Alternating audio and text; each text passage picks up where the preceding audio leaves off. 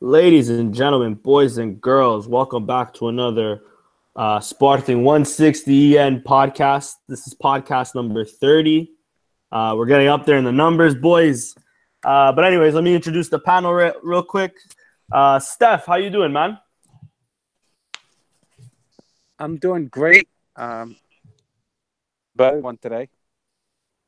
And but we'll talk about it. So I'm doing okay. I'm not doing great. I'm doing okay. Doing okay. Nando, how are you doing, bro? Hey, man, I'm doing great. I missed you guys the last time, and just want to make sure I didn't miss it this time. And Sporting won, and yeah, let's roll with it. Hey, man, if it means anything, we missed you too, bro. Thank you. Anyways, first topic of today's podcast, we'll get right into it. It was the Clásico over on the weekend. Sporting tied 0-0 to Porto at home. A game where we saw 45,000 back at the Estádio Alvalade. A more positive sign than what we've seen for the most part this season.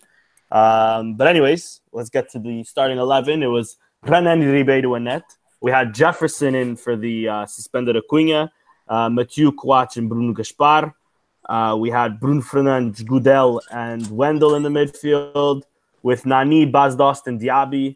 And substitutions of Ristovski at halftime for Bruno Gaspar, Petrovic, and Rafinha. Steph, I'll start off with you. What did you think of the game, bro? Well, the game basically, Kaiser changed his philosophy. He played in a more defensive way. And Sérgio Conceição, the same thing. So both coaches didn't want to lose the game. It was set up to be a tie. Very few chances from either side. We had a few chances. Porto had a few chances, but nothing significant.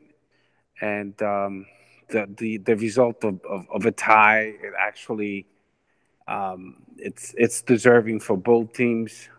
I didn't see, like I said, both coaches risking anything at all. So I was expecting to see a better game as far as chances of goals, but aside from that one from Suarez where he missed the ball, and that's a good thing, don't get me wrong. Then we had a couple shots from the outside the box that Kazida was under control. Bazdos could have done better in a few chances he had, but I'm not going to blame him. But and then that's it. There's nothing much more to talk about the game, and it's which is to me it's a normal result that Sporting tied at home contra Porto. Of course, I wanted Sporting to win. Don't get me wrong, but if we tag in Sporting, Benfica, and even I would Benfica veio Braga in parentes, then we would have been maybe in first place if we didn't lose against Tondela, Guimarães, and Portimonense e merdas assim. So we did the bare minimum against Porto, but you know what? At the end of the day, that's not why we're not going to be champions of Portugal. We're not going to be champions of Portugal because we're not winning against the smaller teams. But again, about the game, the 0-0, it fits the final result because neither team did much, and that's all I got. All right, fair enough. And Nando, what about you, bro? Yeah, man, it was it's what is it? 10 years now that Porto hasn't beaten Sport. 11 now, right? At the Alvalade. So we've definitely had their number lately at Sporting Stadium. And I'm just throwing that out there for those who are probably not aware. A tie anytime against the big clubs is acceptable. No one can really truly be upset about it. However, for this game, I'm upset. For this game, I read a lot of tweets that I kind of sympathized with. For this game, I finished the game with like a weird sensation. I don't know, man. It almost reminded me like Sporting had Pizarro back on the bench in a weird way. Like from the mentality of the game, from the lack of courage to go for a win, from the bad substitutions or substitutions made at a horrible time. There was a lot there that shocked me, given the fact that, just like Steph said, we're not going to not be champions because we tied against Porto or tied at Benfica or even lost to Braga. It's because of the little games. However, we can very well position ourselves in a place now going into the start of the second ronda in a much more comfortable position. We wanted to go into this game being 5 back, potentially winning being 2 back, or at the very least be 5 back. That wasn't possible. So now we went into this game 8 back. To speaking the God honest truth, how I feel about the game, if we had lost, so foda. It's 11 points back. I don't know how many Sportingistas truly believe that Sporting is going to be champion this year. And I know that that's something that we all want, and I know that's something that's all we care about, realistically, right? However, we're in a position where we flirted, even with Pizarro as coach, we flirted with only being 2 points back or 3 or 4, this and the other, and anything is possible. At 8 points back, Porto has to now lose to Sporting. Assuming Porto doesn't choke up in other games, and they lose to Sporting in the last game of the season, and they lose to Benfica, maybe they even lose to Braga, or maybe Guimarães, and we win everything, then we clear those 8 points. But that's also assuming the Benfica and so forth and so on also choke. So it's very unlikely. So our only realistic opportunity was to win, and with the horrible substitutions, the lack of courage to go for more and to do more, that left me with a bad taste in my mouth. And I know it left a lot of Sportingistas with the same taste because I read the tweets. I read the comentários on a Bola Record. I heard como é que se diz? Os gajos que falam na Antena 1, em TSF, Rádio Renascença. Like the pundits. Yeah, dude. Like, it's just like, come on, Sporting. We played. It's like Kaiser went out there going like, guys, I'm gonna show you that we're not gonna lose, or we're gonna do our very best to not lose. But come on, you think Porto wanted to win? Like, Porto, sure, they want to win, but their main priority was not to lose. Our main priority is to win. Matter of fact, I'll say this before we get into more details about the match, because I definitely want to get everybody's opinion in here on the substitutions and when they took place and who came in. But we all know that quando se joga contra os grandes, at home you play to win, away you play to tie. And Sporting at home played not to lose, and that's unacceptable.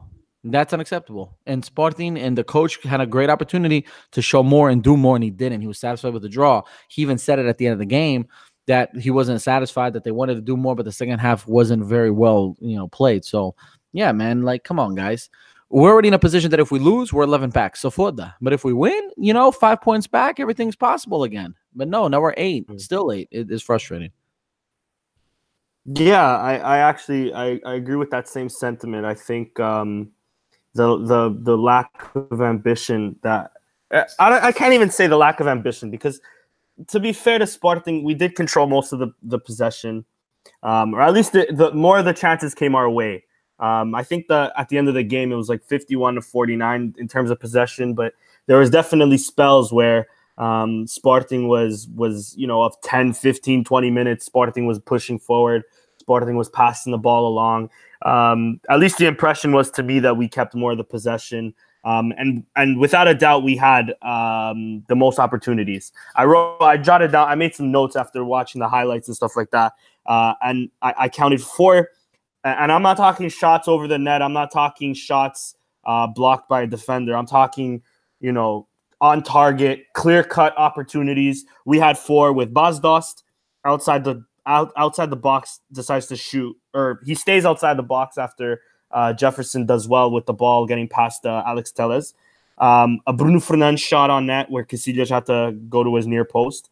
A Goudelli shot off a free kick where, again, Casillas had to be the experienced keeper that he is and push the ball over the bar. And then a minute later, that Bazdost, and this is the biggest thing that I'll be talking about, I guess, is the Bazdost header that went to the side where, maybe if it's against the Fadens or maybe not Fadens, but, maybe if it's against the Chaves, a fucking, any other team in the league, he's scoring that 9 times out of 10. But it seems like in big games, against the Portos, against the Benficas, against the Bragas, he doesn't show up. And then, talking about opportunities, the only opportunity really that Porto had was the one that Steph mentioned earlier with a great save from Renan. But to be fair, like Steph said, Tiquinho did miss the ball.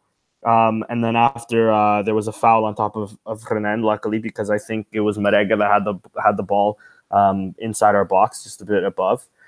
So I mean, if we look at opportunities, Sporting, I think Sporting definitely should have scored at least one of those, at least. And we'll transition sort of to my little issue here, and I want to gauge both of your opinions on this. Is that Bas Dost is frustrating me when it comes to big games.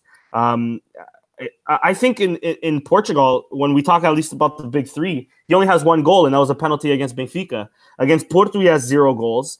And then, like I was mentioning earlier, in the 45th minute, Jefferson does so well. We give Jefferson so much shit. He does so fucking well. Burns Alex Telles is in the box, just needs to cross it. And Jefferson, as much as we complain about him, he has a decent cross to him. What are you, Bas Dost, what are you doing standing outside the box when you can easily make a run in and ping a header in? You have a foot for a head. What are you doing outside the box? And then, you shoot that, and it's so tame to Casillas. And then, again, the missed header. Any day of the week against another team, Bas Dost scores that. So why is it? It must be a psychological thing. And Steph brought it up, I think, 2 podcasts ago. And I couldn't. The more and more we play, the more I agree with him. Is that in the transfer market? I think our greatest transfer would be a psychologist, because when it comes to these big games, again, he doesn't show up. He doesn't score. You're supposed to score that header. God damn it! How do you miss that from there, right in front of the net? Steph, I'll pass it off to you because, you mentioned Bas Dost earlier. Am I being harsh? Do I have, what do you think? Do I have some point to be upset, or is Bas Dost not at fault here? No. Even today against Feirense, I know we're talking about the Clásico, but even today against Feirense, he had a perfect assist and from Acuna. Yep. And he missed it with his right foot. I think he's off sync. Well, I don't think he is off sync. Granted, he scored a goal and it was canceled by the fucking referee. I have no clue why. If that's a foul, but Nicolas Javanyu, that's not a foul at all. But we'll talk about the Feirense game in a little while. Exactly. Yeah. But yeah, indeed. You're not being harsh. Bas Dost, I think he's too comfortable. He has no one to compete with him, but I think it's about to change. And once we talk about Feirense, you'll see what I mean. But yeah, I agree with you. And Nando, I'll also pass off the same question to you. Bas Dost on big games, do we just not play him? Do we, or am I being too harsh on him? You're not being too harsh on him. I mean, the fact of the matter is we have to play him because we don't have better. And I've said this, you guys know I've said this since at least I've started doing this with you guys, is we have no credible alternative. Today against Feirense, we brought in a guy that finally, got some minutes. But who is his alternative? We have no alternative. And Bas Dost doesn't have the clutch gene. For anybody who watches sports in the United States of America, they understand very well what I mean by clutch gene. He doesn't have that X factor in terms of gets that one opportunity and scores. Let me put it this way. We all remember, I know I do because I love this guy, Mario Jardel. When that damn ball came to Mario Jardel, it was in the net. Oh, yeah. He didn't. He had 2-3 touches a game and scored 2 to 3 goals, and that's all he did. At all times, crosses, headers, whatever. No, I'm not going to say that Bas Dost is a Mario Jardel or isn't a Mario Jardel or whatever. I'm just trying to give it a comparison. And for many, many, many, many games now, he has hesitated when he should shoot. He has passed when he should shoot. He has missed opportunities. And vast majority of them is because he doesn't shoot it or he passes when he should shoot. His job is to score. I know for a fact that he's trying to be nice and helpful and, hey, look at my assist. But for fuck's sake, your job is to score. I don't care how the ball goes in, make it go in. And I'm getting really aggravated and really tired seeing him miss. And it's not just against big games. Big games, everything gets magnified. Everybody sees the little faults much bigger. However, this has been a psychological issue, like you said, for a very long time, and I don't think you change that. You can't change that as part of who he is as a soccer player. The only way we go about this is we get a credible alternative, someone who's going to make him sweat a little bit, someone who's going to make him have to think a little bit about whether or not he's going to lose his position. But we cannot bench him. We cannot replace him because we have nobody who's going to do a better job. I'm hoping that the guy we got from, Passos that came in today, shows something. Yeah. He is from Passo Ferreira, right? Yeah. Yeah. So it's things like that, man. But yeah, you're not being harsh. I'm pissed too. I've been pissed for a long time. And the thing is, if you're going to fail, Bajdost, if you're not going to score, at least don't score not trying. Like, try to score. Try to rip one into the net. Do your best. But right now, we're up there and we need to shoot the fucking ball, and we're not when he has an opportunity. Yeah. Listen, man, I like Bas Dost as much as the next guy, and I think we all like Bas Dost here. But the fact of the matter is, when it comes to big games, I'd rather not injured, but I'd rather him, be on the bench. I'd rather a different alternative, and we'll see if this Luis Felipe guy is that alternative. But we definitely need more because, like Steph was saying, he is too comfortable. There's no other option aside from him. There's no other option. And Nando, I'll throw this question off to you. What did you think of the substitutions? There was a lot of complaining about it on Twitter. Some people just obviously not the Ristovski substitution, but the Rafinha and then the Petrovic substitution was heavily criticized. Rafinha coming in the 80th minute and then Petrovic not too long after. What did you think of those substitutions? Was it to win the game? Was it to secure a result? What were your thoughts? I think that the substitutions were horrendous. I think they were absolutely awful, the two that you mentioned. First off, I was watching the game. I was listening to it on the radio, and I was following along on Twitter. So I had everybody's take on it one way or another.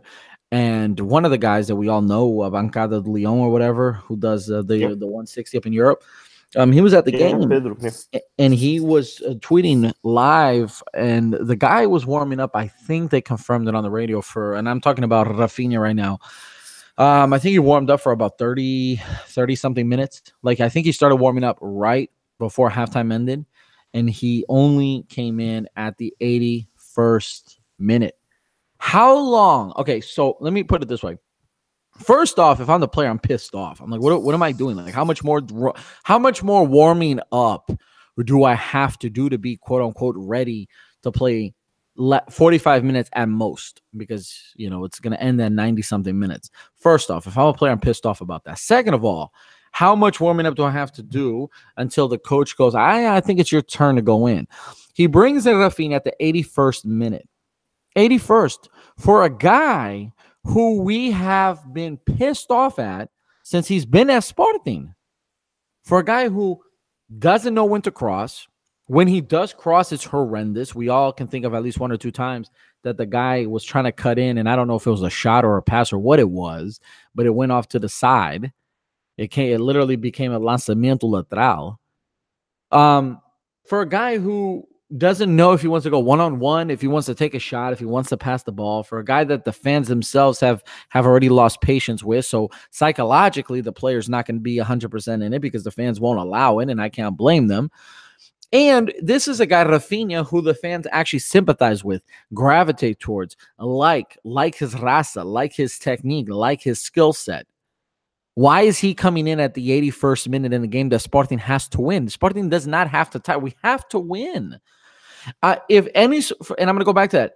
If the substitutions, Rafinha at 81, and then what was it? Petrovic at the 90th. The Petrovic at the 90th, for fuck it. Like, I can come at it from the perspective of, what?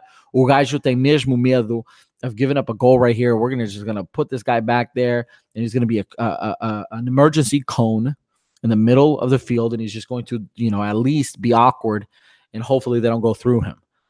That I can at least be like, okay, whatever. There's not a lot of time left. At this point, I guess, really let's save a point than lose it because we're really going to, be that idiotic. But Rafinha should have come in my opinion, 65th minute, 70th at the latest. Let the man get his feet under him and let him do what he does best down that side. And those substitutions were substitutions of fear. They were substitutions of being completely complacent and completely satisfied with the bare minimum. The bare minimum was a tie. The fans didn't deserve it. It was probably the biggest house Sporting has seen this year. And the fans actually showed up. The choreography, the passion, the excitement, and the complete apoyo was there. And those substitutions let down a massive fan base. It let down people that are still hoping for a miracle. And those substitutions were a la Pizarro. They were very much his way of coaching. And that's why I was pissed off, and I am pissed off. That's why I picked up the phone and I called my dad immediately afterwards, being like, what the hell is this? And you know what's funny? Is he's the mentality of o Sporting não perdeu. And that's a whole nother topic if you guys want to talk about it before the podcast is over. But I'm tired of that small mindset now that is stuck at Sporting for years. And this is bullshit. We should not, o Sporting não perdeu. No, we should be pissed that o Sporting não ganhou. And that substitution, those two substitutions, how they were for who they were and the time it took, unacceptable in my opinion.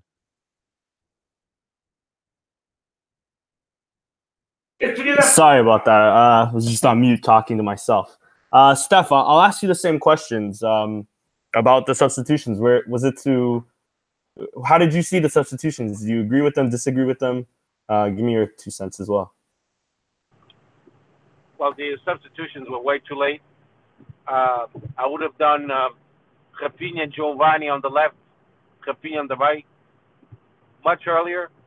I mean, from what I understand and from what I heard, Rafinha broke a sweat while warming up. You know, he warmed up like for 23 minutes or something. So when he got into the game, he had no chance to, and maybe he wouldn't have had any impact, but we'll never know. If he came in earlier, I think he would have done something differently, more in.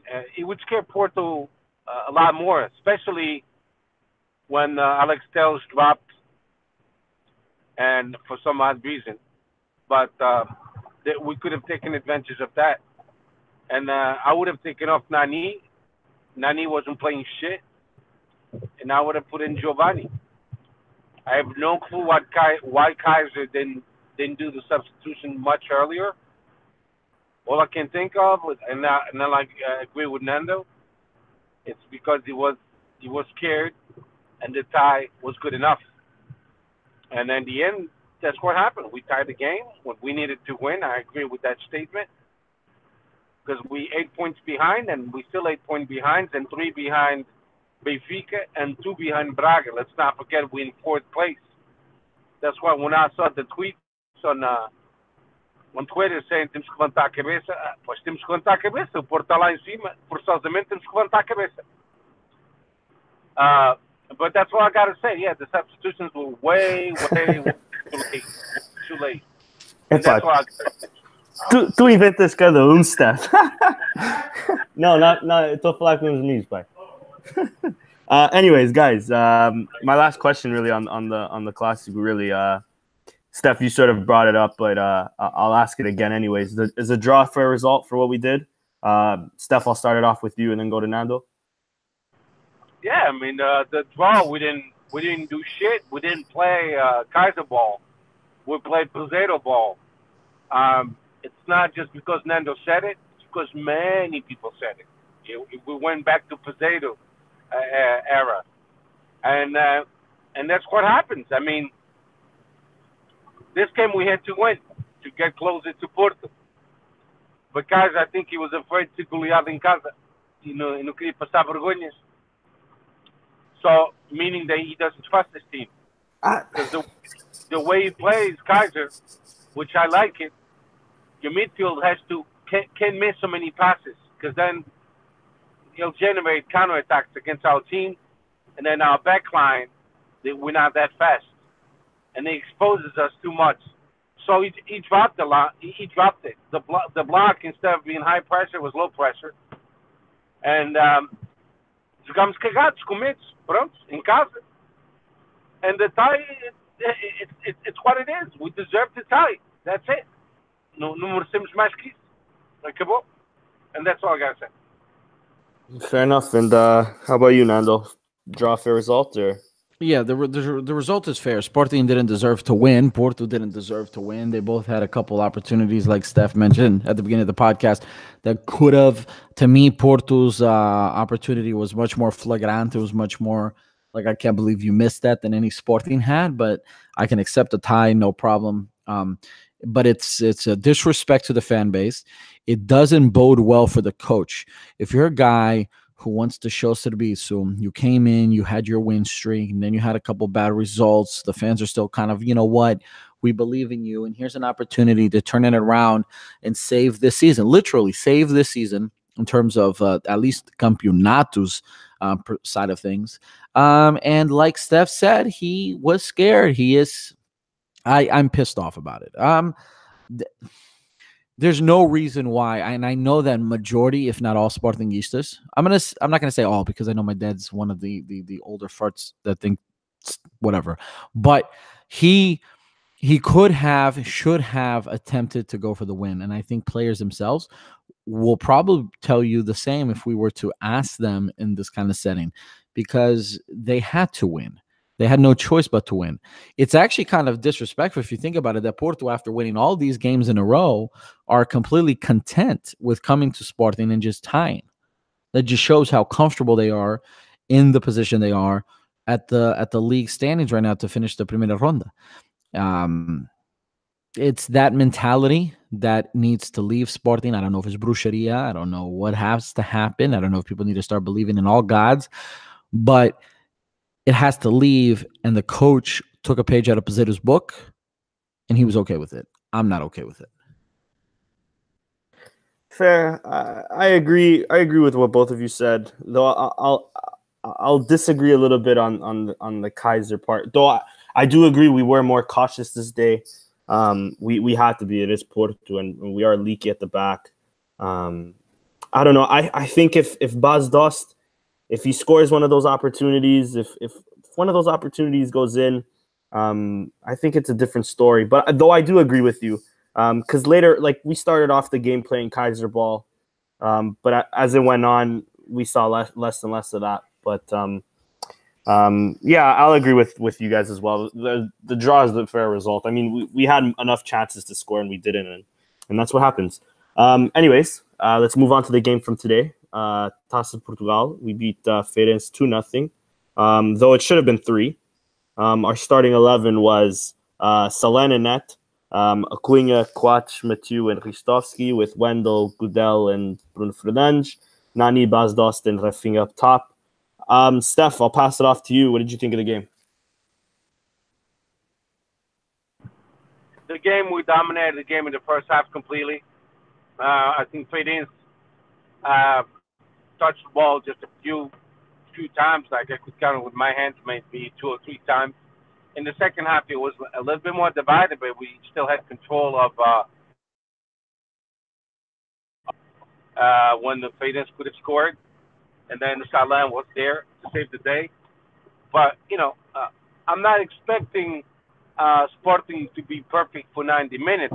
That's an unrealistic goal. But for 95% of the time of the games, Sporting played much better, com mais garra, com mais vontade, com the way I want to see Sporting play. If we let me put it this way: if we play the way we played today, in every game, 9 out of 10, and I'm saying 9 out of 10 because you could play as well as you want. There's certain days the balls don't go in. So, but today you saw a different Sporting. You saw players being humble, players hustling, players going back and forth, going for the 50-50s, winning the balls, controlling the balls, being more cautious with their passes. We lost less balls today, and that's how you win games. That's how you control games, and that's how me as a fan, I like to see my team play. So the question for me is to everybody out there, what's going on? Where's the consistency? How can we play an amazing game like today And like on Saturday against Moreirense, let's see how it's gonna be. But today we were fucking amazing. The MVP was Feirense's goalkeeper. That guy pulled some amazing saves. Salah as well, but Feirense the goalkeeper. I mean, if the final score would have been 6-2 in our favor, of course, that would have been fine too. But yeah, I like the attitude of the players. It's completely 180-degree turn. We needed a game like today. For now, I want consistency. I want the next game against Moreirense in casa being the same way. We could have scored a lot more goals, but we didn't. Like you said, it should have been 3-0. If that's a foul, I hope the same referee, when they do other games against other opponents, they call the same plays as well, not only against Sporting. Yeah. Because that was very light, very light. When I saw him canceling that goal, I was like, holy shit. I had to look at the replay and try to figure out what he's seen because I couldn't see it, man. Anyway, sorry, Steph, continue. It's cool. No, it's fine. A podcast was supposed to interact with each other. For sure. He saw Bastos left arm no shoulder do defesa. Yeah, but I mean, the guy's got to move his arm. He can't cut it off for the last minute. Yeah, you see from when he jumps, it's not like he's jumping and holding his shoulder down. He's jumping and then his hand is there, so that's super harsh. Super harsh. His arm is along his shoulder, but he's not using it for leverage. Yeah, it's not like he's stopping him from jumping. Exactly, yeah. Ele não puxou para baixo. You could see it. So the referee is a piece of shit, and we know that. Yeah, verissimo, man. He got away with that call because they always get away with it. But anyway, today was the kind of game that he gave you the feeling it's a matter of time before we scored because we played that well, and it happened. Yeah. 2 amazing goals, by the way. Wendell, what a shot off a deflection of the defender. But nevertheless, even if you didn't deflect off the defender, I think it would have been an extremely hard save for the goalie. But the deflection definitely helped to be on the top angle. And then that bazooka from Bruno Fernandes outside the box. Wow, what a goal, man. I mean, 2 beautiful goals. And that's all I got to say. Sporting deserved to win 2-0. Should have been more. Should have been maybe 5-2, 6-2. Feirense also created a couple of chances. But hey, we in the semifinals against Benfica. And I believe the first one will be on a Wednesday, on the 6th, I believe. So we're gonna have like 2 derbies back to back on the 3rd of February for the 20th round of the championship, and then on the 6th. Yeah. We're getting into that stuff. You're jumping in a little too ahead. I'm sorry. That's it. That's what I gotta say. No way. I'll just quickly give him my 2 cents before throwing it off to Nando real quick as well. I agree with you, Steph. I think, listen, if we played the way we played today against Tondela, we don't lose the match because against Tondela we lacked being aggressive. We lacked fighting for those 50-50 balls. Whereas today they went in with everything. And really that's all I got to ask for. Because like you said, Steph, if it finished, I won't even be too generous to give them 2. But you know what? If it finishes 6-2, that's way more fair than 2-0. 2-0, a good result, but what could have been a good 4-5, 6-0. Because yes, Selen did help us out, but 1, that's what a goalkeeper's for. And 2, Bastos, again, two great opportunities to score. In the 43rd minute, he had I'm trying to rewind it. I wrote it on my notes here. Oh, he had a header, went straight to the keeper, and then the follow-up, he couldn't put it past him. And then in the 50th minute, Great work from Mathieu and Acuna. Acuna with the perfect ball across the box, and all Bas Dost has to do is encostar. All he has to do is tap it in, and it goes wide. I don't know how. So yeah, like I said, if this game finished 4, 5, 6-0, it would have been way more fair than this 2-0. Anyways, Nando, I'm going to throw it off to you. What are your thoughts on the game? I know you can see a lot of it because you were at work, but from the highlights and what you've read, what did you think of the game? And then I'll throw off this question to you. Again, with Bas Dost missing 2 sitters today, he did score a goal that got wrong. I think in mine and Steph's eyes that got wrongfully called off. But do you think maybe next game he should sit out for Luis or what do you think about that? Anyways, Nando, thoughts on the game? Yeah, so like I told you, I didn't have the opportunity to watch the game. I was at work. I did get a chance to follow along, and I was reading the commentary. I did see the highlights. I saw the goals. First off, the goals are fantastic. As good as they come. Both of them, one with finesse, one with power. Beautiful goals. The Wendell one actually has a lot of power too to it, but obviously the way he bent it. The team played well, extremely well. Great response, just like Steph said. I hope we see that carry over to the next game. It's these types of games and these types of situations that Sporting needs to assert themselves and dominate. I was a little bit worried that Sporting was going to end up having a little scare there because in Taça games, if you don't get that goal in and the clock keeps running, then you have a situation like the Porto game where you're going to overtime and then anything can happen. So, that lingered in the back of my mind, but luckily for us, it didn't happen. Now, Bas Dost's goal, in my opinion, that's bullshit. No way is that a foul. So that was, bullshit taken away.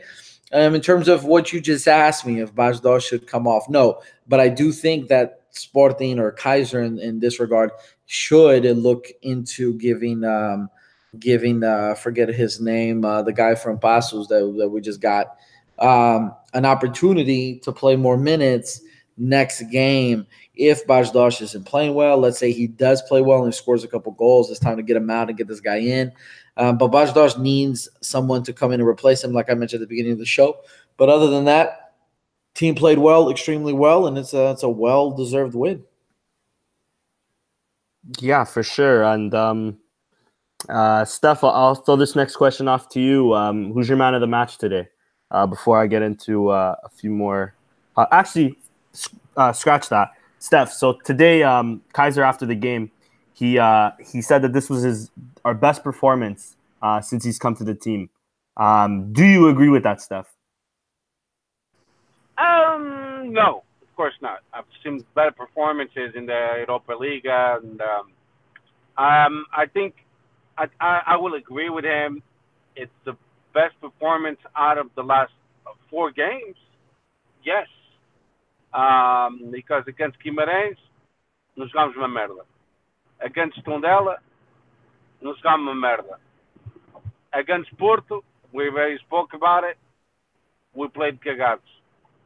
And today, we played against an opponent that we had to win, and we won because we're a better team, we have a better budget, and that's what people need to realize, because every time we lose against a team like Tondela, o Tondela é uma equipa boa. Lá em casa é uma equipa perigosa. And then Tondela just lost against Chaves. 2-1. So, as Sporting com Portugal, if we want to be champions of Portugal,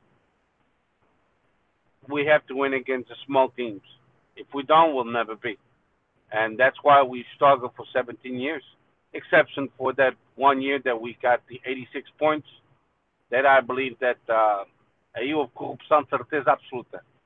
But, yeah, and that's all I got to say, Danny. Yeah, fair enough. Sorry, I lost you guys for a second there. Sorry. Nando, I'll throw the next question off to you. Salin had a great game today. I think this is our second time facing Portuguese opposition. I mean, it was 2 weeks in the. I guess it was back-to-back games. Renan had the first one against Porto, Now Salah had this one against Feirense. Our next game, who do you start, Salah or Renan? Because to be fair to Salah, he's been really good this year. So up to you. Who would you start if you were Kaiser? Given the fact that we obviously are lacking a solid goalkeeping option, you got to go with the hot hand. And if the most recent game was Salah, then we got to go with Salah again until something happens. This is not the time of the year where we need to start giving minutes to players that need to, rodar or whatever. Like Salah, we've seen what he did last year. Renan, we've seen already what he's done this year. To me, neither are a goalie of the future of Sporting.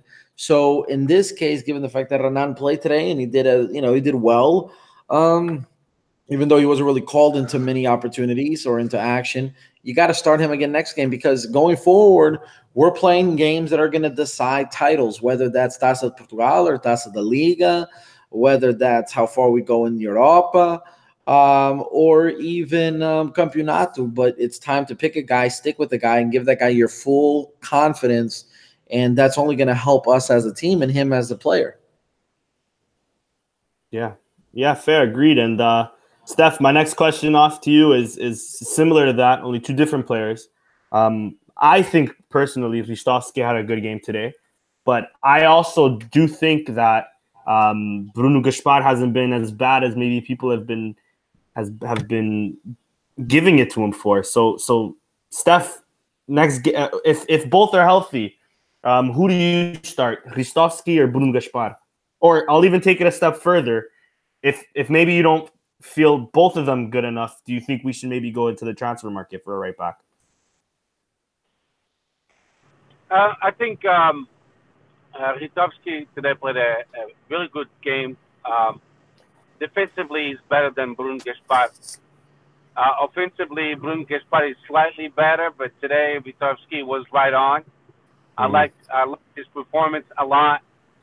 If he wasn't one of the MVPs, if he wasn't the MVP, he was close to it. I would play him because Bruno Gaspar came to Sporting as his backup. So let's not forget that Ristovski got hurt, but he's back in shape. Today he showed it. Most definitely, I would play Ristovski without hesitating. All right, fair enough. Nando, I'll throw off the same question to you because I know maybe both of us want to throw in our 2 cents on this. Ristovski or Bruno Gaspar or transfer? Ristovski has been my preferred right back option. I think I've gathered that most fans tend to prefer him. He's just a little bit more solid on everything he does. And then keep Bruno Gaspar as his backup and then wait to the offseason and see what happens. I mean, if the money's there, so be it. But Ristovski, when healthy, better player, better option, much more consistent in my opinion. Yeah, and I'm actually going to agree with both of you. I think Ristovski is the better right back. Though, again, like I said, I do like Bruno Gaspar. To be honest, I think they're both good options for us. Maybe defensively, they're no Piccini, to be fair. But good options nonetheless. I'm a big fan of both of them. And lastly, on this Taça Portugal topic on Rumo ao Jamor, Steph mentioned it earlier. I'll repeat it real quickly. Now for the semifinals, the other one will be Porto against Braga, 2-legged affair, and then it's going to be Sporting against Benfica, 2-legged affair. We play them on the league. The Liga actually confirmed it today. Not too long ago, a few hours ago, really. February 3rd, we play them for the league. And then February 6th, though the date might change, but February 6th is another Taça Portugal game. And then, so in the span of a week, we play Benfica twice, and then obviously the second leg is going to be played in April, expected around April 3rd. Steph, I'll throw it off to you before I ask Nando. What are your thoughts? What's your prediction, preview? What are you expecting? They also just got a new coach. How have you seen Benfica in the last few games with Bruno Lage? I haven't seen none of the games. I don't really make an effort to watch Benfica games. Fair enough. I work for a living, but there's a reason why. I'm not up on weekends. If I was up on weekends, I would most likely watch it. I don't do it purposely. I have rotating days off. Like I'm off, for example, tomorrow and Friday. So today I had to be creative and I watched the game on my phone, the Sporting, Trading Sporting. But I'm certainly not going to do it if it's Benfica Porto, because I'm not going to screw my lunch for those games. It's that simple. Começa a cheirar mal e tudo, meu. Oh, meu, I screw my lunch for Sporting. You know, I'll be watching the game while eating and shit. But you know, I think it's going to be Benfica. From what I see, I at least watched the highlights. They've been playing well, and that's normal because it's a new coach. Even though it's coach interino, já está no clube há bastante tempo. But with new ideas and the players, I believe they feel a little bit more freedom. Certain of them. João Felix, I think, is an amazing young player. It's not because he's a Benfica player that I'm not gonna admit to it. You know what I mean? He is a great player. Too bad he's from Benfica. I wish he was at Sporting. But you know, we can have all the good players. Benfica also has, and Porto, and so on. And Stefarovic, he's been playing great too, scoring goals. So you know, it had something to do with Rui Vitória being hard-headed with his tactics and his way of talking to players or how he practices. Because now with this new coach, they're playing with more freedom, happier, and good for them. We felt the same way a couple of weeks ago when Kaiser came along, and then things changed a little bit, and you know, to the Benfica fans, it's going to happen the same thing to them. So because now, even though the coach is playing in a different way, different tactic, the coaches in Portugal, they're very smart, and they're watching those games, and now they realize that, espera aí, o Benfica está a jogar bocado different, and the coaches in Portugal will adapt to it, and sooner or later Benfica will have a hard time, which they did in the Taça Portugal against Guimarães. They only won 1-0. Yeah. And guess who scored? João Felix. Yeah. Yeah. So, but I foresee Sporting against Benfica to be very interesting. A derby is a derby. Don't matter who's playing well. Don't matter who's playing bad. It doesn't matter. It's one of those games at tripla, you know. So I hope Sporting wins all the 3 derbies against Benfica because we're going to play them 3 times. Yep. We tied the first game at home. They lose 1-1. Potentially even 4 if we both go through the Taça Liga final. Exactly. Potentially. Potentially 4. So if I had to pick to lose one game, I would say perder jogo da taça meio final da Taça Portugal 1-0 e depois ganhar 3-0 na outra segunda mão. Yeah. But let's say if somebody told me which game would you lose, Taça Portugal 1-0 e ganhar o outro 2-0 e ganhar a final na Taça da Liga e ganhar em casa para o campeonato final. Yeah. That's the only way I would take a defeat. But of course, I want all victories, of course. But you know, it's going to be great games. It's impossible to at this point in time to say, Sporting is the upper hand of Benfica. Because there's no such thing they play against each other. There's no such It's still a long way away as well. So yeah, and that's it. Fair enough. Fernando, what about you? Thoughts, previews, predictions, anything you want about the upcoming, like we said, 3, but especially the back-to-back Benfica games. Hey man, the back-to-back, that's what we're here for, right? I mean, we hate those guys. We don't ever want to lose to those people. So I'm here for that, man. I'm excited for that. Fuck it. Let's play, 10 times in a season if I could. Like that's fun, that's exciting, and at least that gets the emotions and the heart rate up.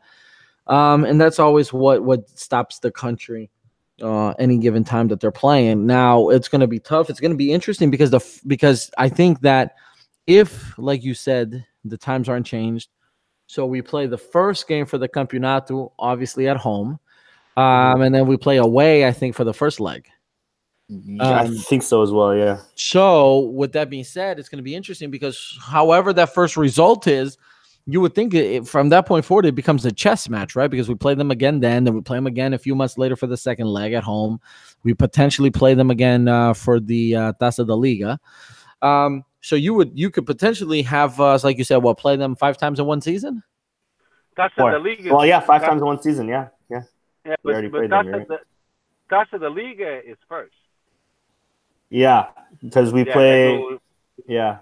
But that's if. Well, who knows? Right. I mean, yeah, because they play Porto. For that, we play Braga. Exactly. When we go, if we win against Braga, I'm sorry, I made a mistake. If we win against Benfica B, and we reach the final, then on the 26th, which is a Saturday, we play of January. That's when we play the final, way before the 3rd of February and the 6th of February. Right. So I mean, but at the end of the day, if that were to happen, then that would be 5 times against them this season. Yeah. So yeah, I mean, it's going to be a chess match here, going back and forth. I think that if there's a perfect time to play them, it's now. Given the fact that I've seen a little bit of them play. I saw them play a little bit against Guimarães. They played well in the first half. Second half, they played reserved. Just like you said, I don't go out of my way to watch them. If I got nothing better to do, so be it. So I can see if they lose. But the thing is, I don't think that this guy, like what was it, Danny? I think you tweeted something about how ridiculous the Portuguese media is being right now about the hashtag Lajball or whatever. Not that they're being ridiculous. It is ridiculous that they're being very like they want to be us a bit. Well, you know how it is, man. Exactly. Hashtag Lajball, like we didn't do Kaiser ball.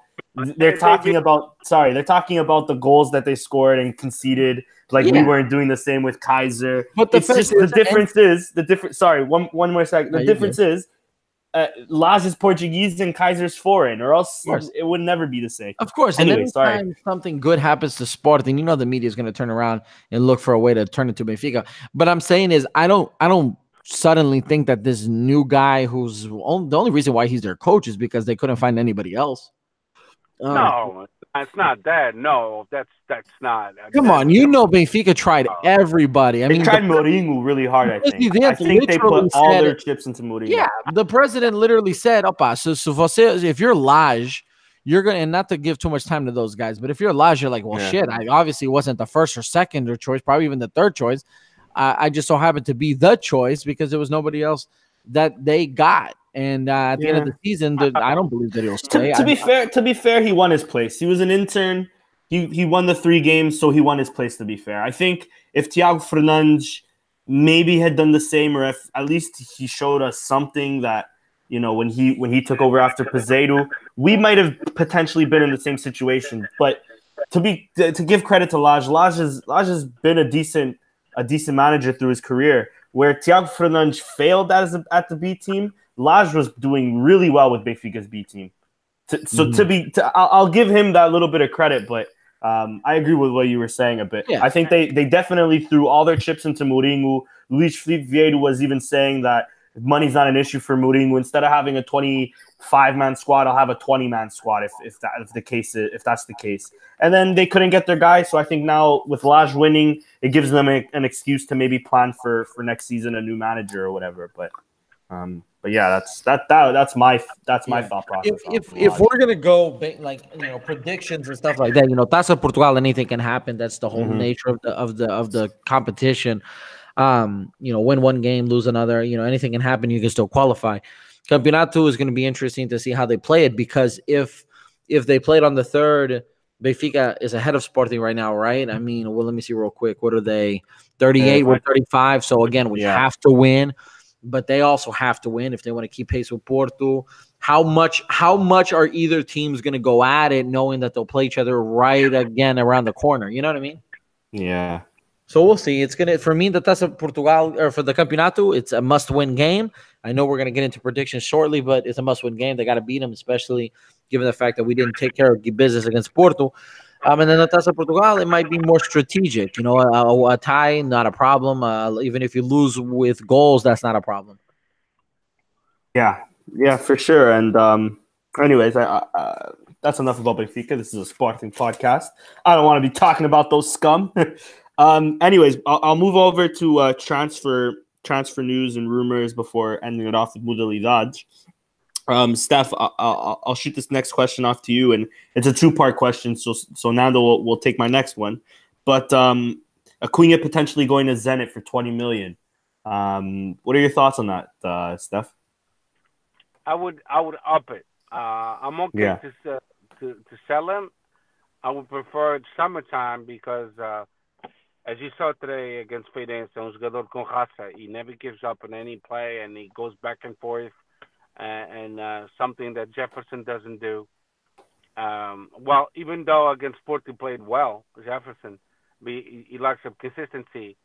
So if we're gonna sell Acuna, our scouting department, they better have a good alternative.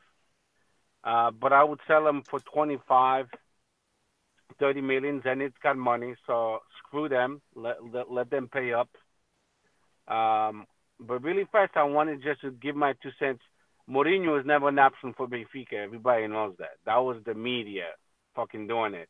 Anyway, and it becomes difficult for a team to hire the coach when in the mid-season when it's not their team.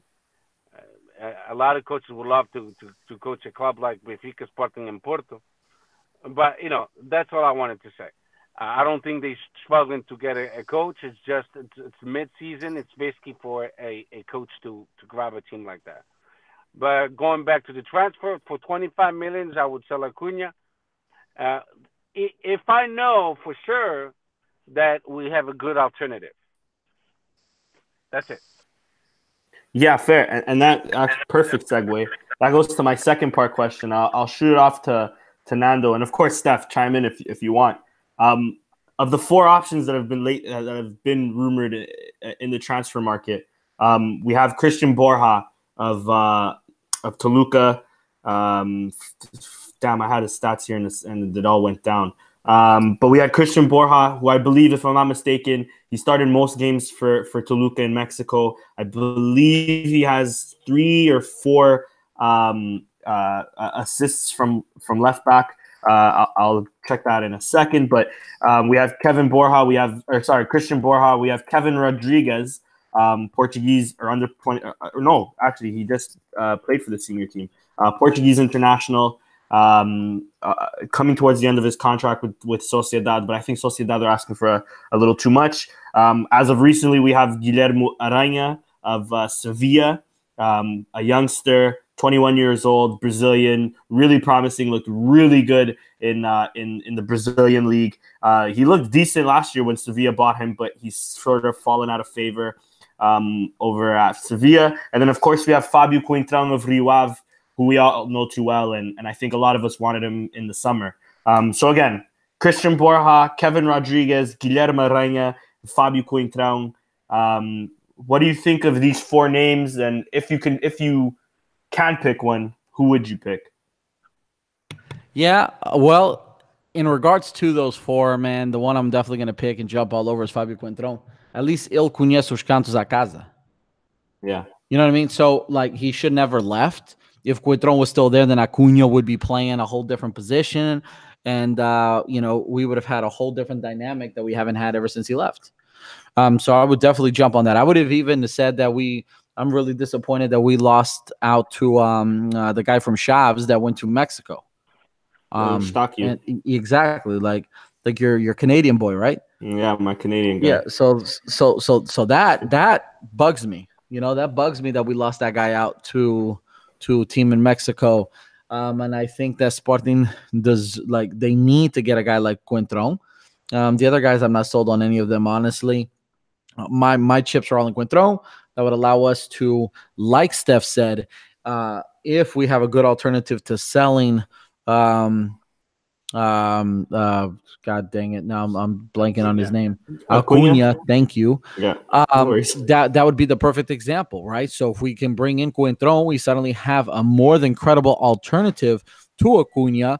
That would fix so many problems. It would open up him to be sold. It would allow him to play further up, and we can go down the list of all the pros and very little cons. Yeah. Yeah, for sure. Steph, I'll ship it off to you as well. Do you agree with Nando? Would you also go with Cunha, or of the other three names, who would you pick? Again, Christian Borja.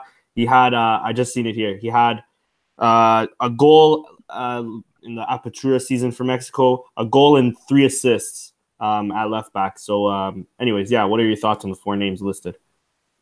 I would definitely, if you want immediate impact, like now, for the remaining of the 6 months, it has to be Fábio Coentrão. He knows Sporting. He knows the Portuguese league. He has high quality. He's been playing midfield in the Rio Ave. So now he's a jogador polivalente. That was his vision of position. It was midfield until JJ put him in the left back position. Yeah. So he can do two positions. So definitely, if you want immediate impact, it would be Fábio Coentrão. Is much more healthier now, more than even last year. He's full of confidence. He regained his mojo. I like Kevin Rodrigues, but he's still developing. So he's not a solution, an immediate solution. For that, I would promote Thierry, our youth that's playing the under 23, and I would have him as his backup. Then I would get definitely Fábio Coentrão. We have a good relationship with Rio Ave. Fábio Coentrão recently said que Sportingista de gema e queria que o Sporting fosse campeão nacional. So we know he's going to give it all. We know that. And that's my take on it. O Fábio Coentrão é belíssimo jogador, cheio de experiência e conhece bem os árbitros, conhece bem todos os estados em Portugal. We would only have to gain. These experiments, expensive ones as well. We're going to get this, como é que chama o gajo? Borja? That's one of them. O Borrado for $4 million. Yeah, it's expensive one. It's an expensive one. It's expensive. I mean, we're talking about our club is broke. We owe money to Racing. They just playing to FIFA. Yeah. So look for an alternative in the Portuguese league. Someone that's playing in a club like Rio Ave, Guimarães, o Braga já é muito caro. Teams that they're playing so and they have good alternatives. And I think the best fit would be definitely, I agree with Nando 100%, with Fábio Coentrão. Yeah, you know what? You guys have sort of convinced me of Coentrão. Though from what I was seeing of the stats, Christian Borja looks decent. But like you were saying, too expensive. We don't have that much money. And but listen, if I had to pick any of the 4 on the list, I know it's a recent rumor, but this Guilherme Aranha kid, he can fucking play. I would watch him in the past. I watched him play for Sevilla. I don't know why he's fallen out of favor, but if there is an opportunity to sign him for a decent price, I wouldn't mind Acuna going. But like you said, 20, 25, 30 mil would be perfect. Nando, I'll throw this next one off to you. Luis Neto, potentially coming on a free next season.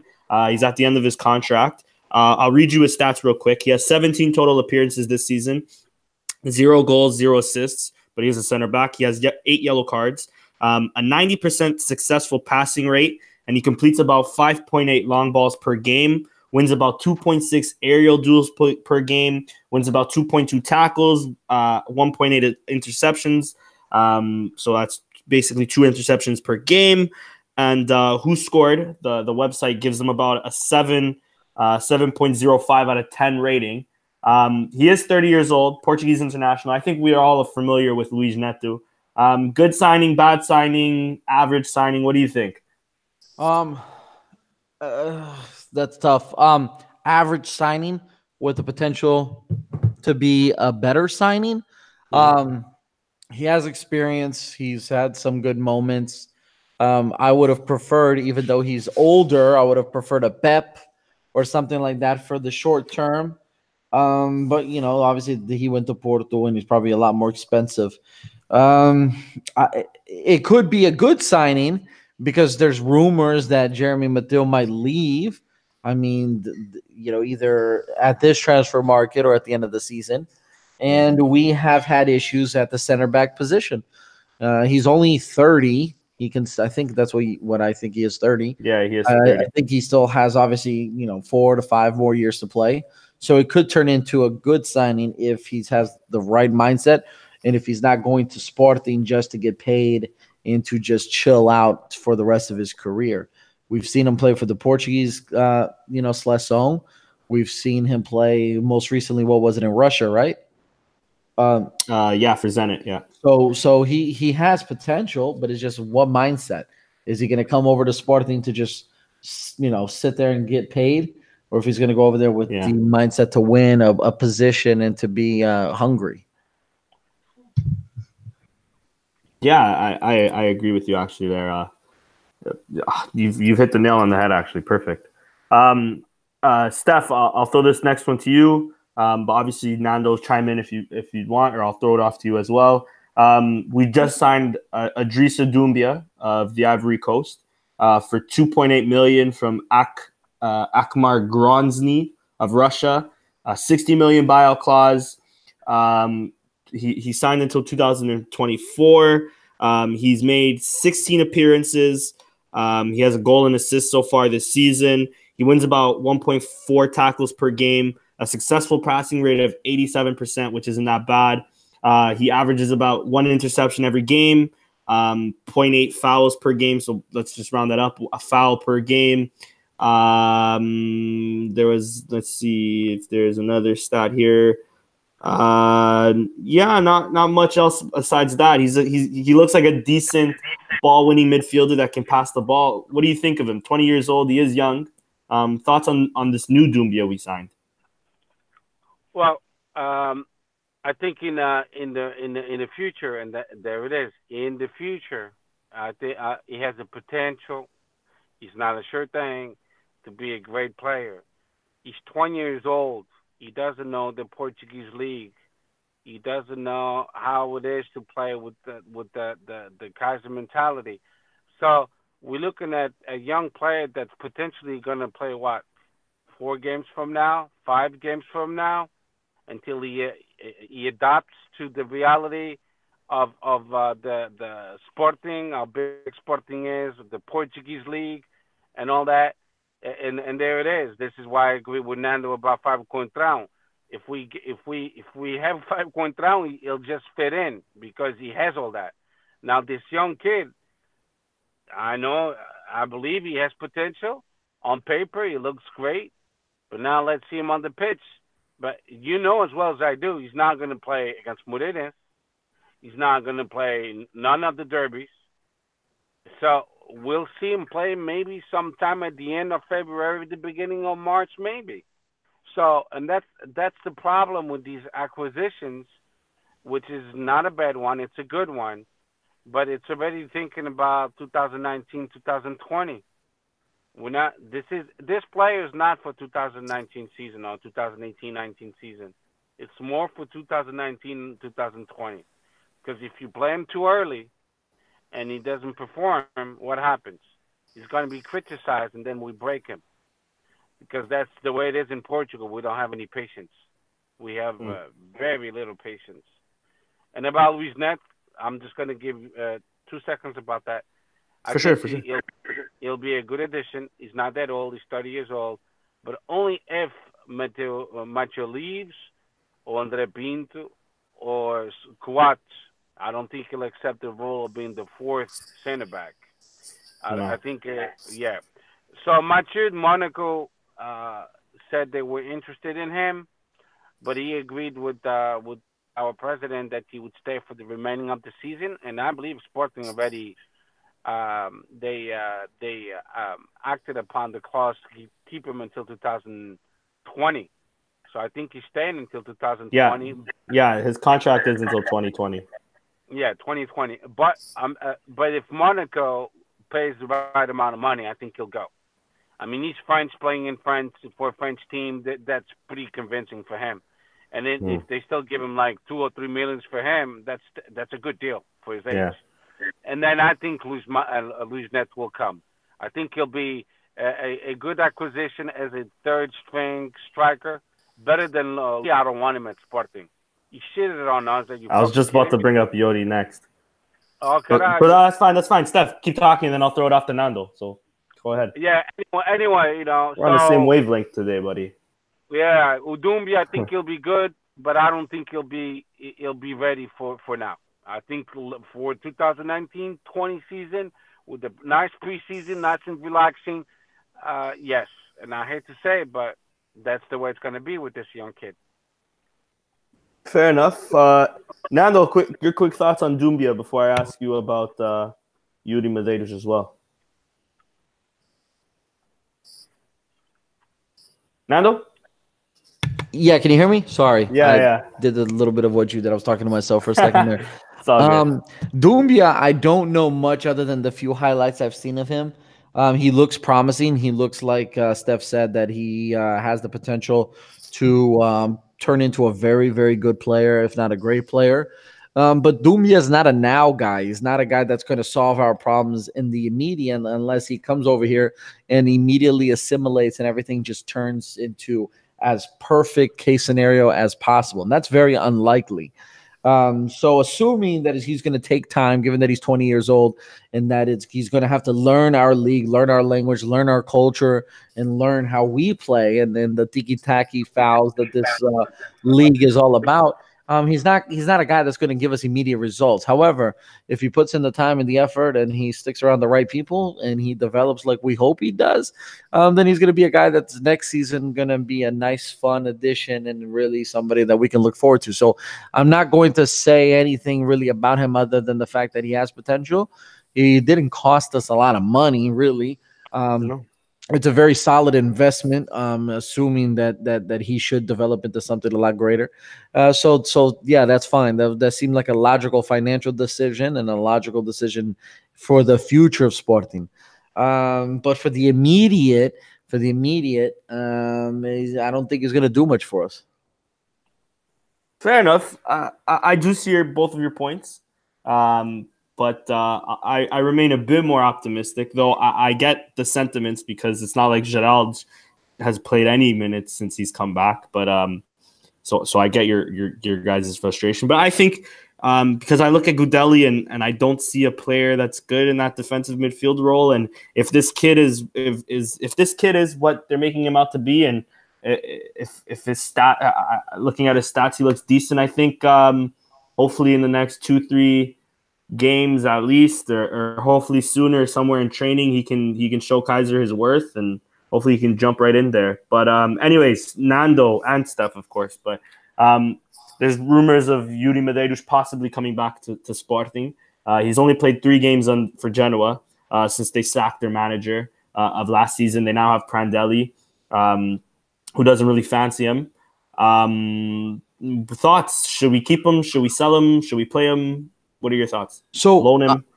I'm gonna jump in real quick, and I'm gonna not only talk about him, but also talk about a guy like you just mentioned, Francisco Geraldes. And I'm gonna put them both in the same category because these guys have been something that a lot of Sportingistas have wasted a lot of their time, a lot of their breath, and have a lot of emotions towards. First off, about Yuri Medeiros, if he comes back. And all he does is play the role that he's played in the past, which is bounce around teams and not get minutes. Then there's no point in coming back. Obviously, new coach, probably new mindset. We all know he has talent. We all know that he's young. He's 24 years of age. But at what point? Okay, because we're talking 24 now. At what point does he and a guy like Francisco Geraldes go from a promising potential player to something that we can actually take advantage of and utilize? I mean, Geraldes is 23, Medeiros is 24. These are guys that we've all been crying for. So I don't want to sound pessimistic. I don't want to sound like that things didn't go against them, because we all know the stories that they've had to go through, especially with Sporting and previous coaches. But why is it that they themselves can't get time where they end up playing? The only ones that got really, truly a lot of time was, for example, Medeiros with Boavista.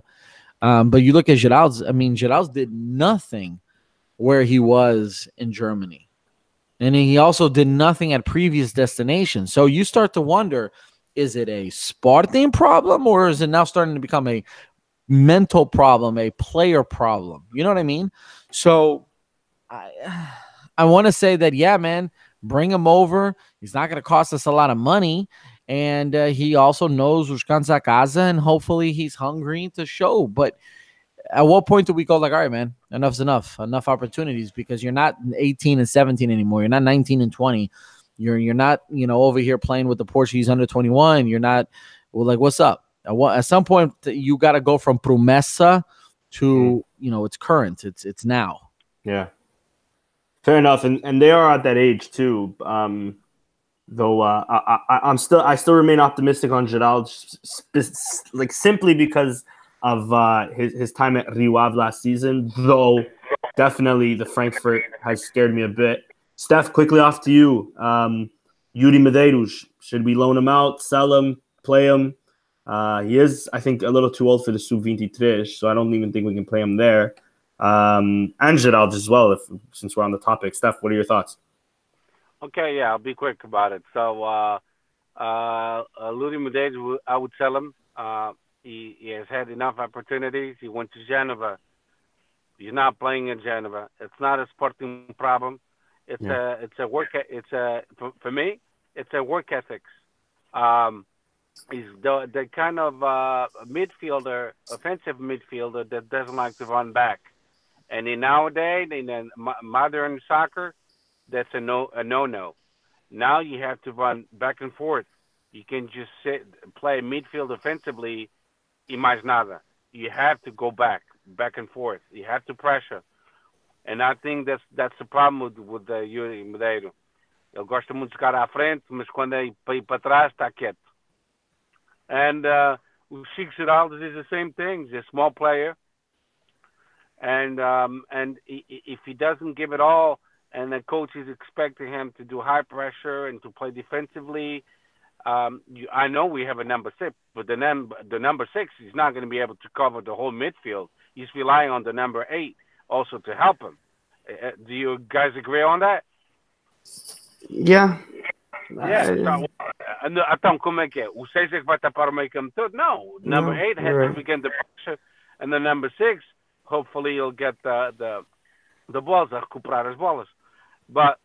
And that's the problem I see with Yuri Medeiros and Chico Geraldo, is they love to play offensively, but defensively they suck. And if they don't want to change their attitudes, then coaches, they're not going to rely on them. They're going to bench them, like they've been benching Germany, they've been benching Italy, and they were benching Portugal. We thought it was Jorge Jesus, but it wasn't. It's the players themselves. Change the fucking mentality and play defensively and offensively, or offensively and defensively. And I think that's their Achilles. It's they had to play defensively. But in the 21st century, a complete player plays offensively and defensively. Or at least the space you control, you have to do pressure on within your space. You can't be lazy. And I think those two players, as much as I like them, they're kind of lazy. That's it. All right. I would sell him. He's a good player for Guimarães, Braga, and there's players like that. They'll never be good enough for Sporting or Porto Benfica, but they perfect for Guimarães or Braga or uma equipa assim. Look at Esgaio. He's doing well at Braga, but at Sporting he wasn't that good. You know what I mean? Yeah, I agree. Though I think Esgaio got the short end of the stick. For Jorge Jesus, for some reason, wanted to play Ziegler instead of Esgaio. But no, I see your point. I would do the same for at least Yuri. I would definitely loan Yuri out, because right now we definitely can't sell him. Because I would say, talvez nem vale caralho, pá. 3 jogos no Genoa, no Colosso Genoa. I think we loan him out. Sorry, go. No, but why did he play only 3 games? That's the question of the exactly. No, I agree. I think we loan him out definitely, just to try to get some value. Unless he does anything outstanding, we look to sell him for sure. Exactly, because he's not going to cost us anything. He's our player still. Yeah, exactly, and it brings some sadness to me because I like Yuri. I wanted an Asturiano to really outshine here in Sporting, but it is what it is. Anyways, let's go off to the modalidades before we wrap it up here. This weekend, a lot of tough results, but some good ones as well. We lost for the Sub-23 against Rio Ave 1-0. Bitter pill to swallow. If we had won that game, we would have moved up to first, but now we stay in second. For the Football Feminina, the B team beat Damiens 3-0, and the senior team beat Clube Football Benfica, not the actual Benfica, but a different team, 2-1. In futsal, the seniors lost to Atlético FC in penalties. It was tied 3-3. We lost 5-4 in penalties. That was for the Taça Portugal, if I'm not mistaken. Right, Steph? Futsal?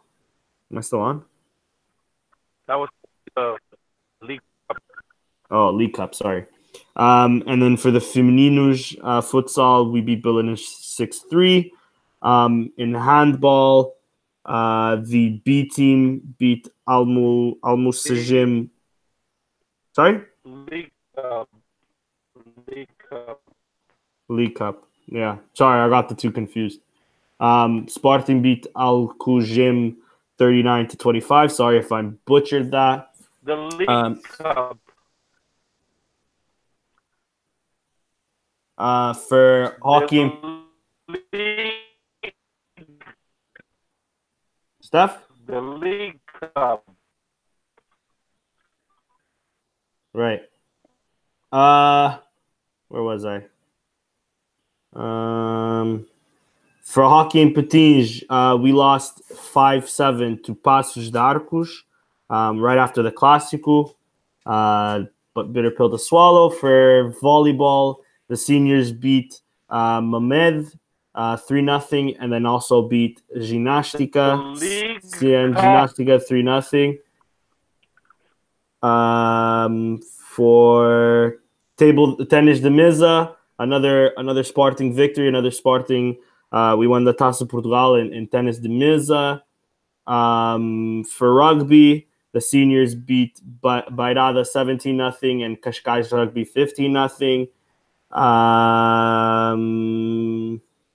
I think atletismo, we did bits as always, but that's just so much to go through. And in esports, we beat Academica 1-0. All right, and that is it. We have no Twitter questions this week. Disappointed with you guys over on Twitter. Anyways, guys, any last words to say? Steph, Nando? I mean, on my end, it was an interesting week or I should say, interesting 2 games for Sporting. I mean, we pretty much saw our season go goodbye for the Campeonato, but in terms of other competitions, we're very much in it in all fronts. So we'll see how Sporting approaches this second half of their season. I think this is going to be... I can't hear you, Steph, but you're cutting up on me. Steph?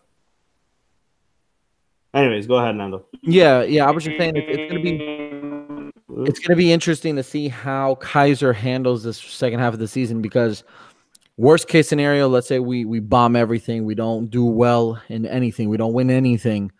Do you bring him back? You know what I mean? Yeah. If he wins things, then obviously that's a good indication going forward. But if he bombs things, given the fact that we're in semifinals of 2 competitions, we're still in it in the Europa, and we can still finish at least second place for the Campeonato, that's a lot of stuff to look forward to. You know what I mean? Especially for him going forward to next season. For sure. I actually forgot to ask you guys for the prediction, but quick, Nando, our next game is against Moreirense, I believe. Moreirense at home. Predictions on that? Sporting wins 2-0. 2-0 at home. Steph, are you still with us? You were breaking up a bit. I think we lost Steph, guys. Yeah. Steph, you're back. Yep. Predictions on Moreirense, bro. You were breaking up on us a bit. Okay, so before we go on with predictions, the under-19, they won 12-1 against Bolins.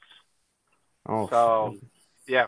And also today, our volleyball team won 4-0, 4-0 against the Turkish team. So we made it to the quarterfinals of the Challenge Cup tournament. So that's significant because when we lost in Turkey 3-0, no one believed that we could come back, and we did today. So kudos to our volleyball team being the quarterfinals of the Challenge Cup after 20 years of being absent is something else. Against Moreirense, I would play Bastos, by the way. I don't agree with you guys with Luis Felipe. I think it's too early. I agree with you, by the way. Yeah. Bastos is Bastos. His mojo will come back. But Luis Felipe is right there now. We could see with that shot off the box, outside the box. Wow, that was a missile. Yeah. So the kid is not shy to show what he's got. But Bastos is still my man. And I think we win against Moreirense. I'll say, hey, you know what? I'll say 2-0. 2-0. Fair enough. I'll agree with you and Nando as well. I'll go for a 2-0 win. I agree. I think Bastos should play. I think my main concerns are when it comes to big games because he tends to go missing. But that's neither here nor there. We're here to talk about Moreirense. It's 2-0, another 2-0 win for me. Anyways, guys, any last words? No, man, I think we covered everything. I think so too. Steph? No, Viva Sporting. Viva Sporting, guys. Thanks for tuning in. Yeah, guys. Viva Sporting. Ciao. Ciao, bacalhau.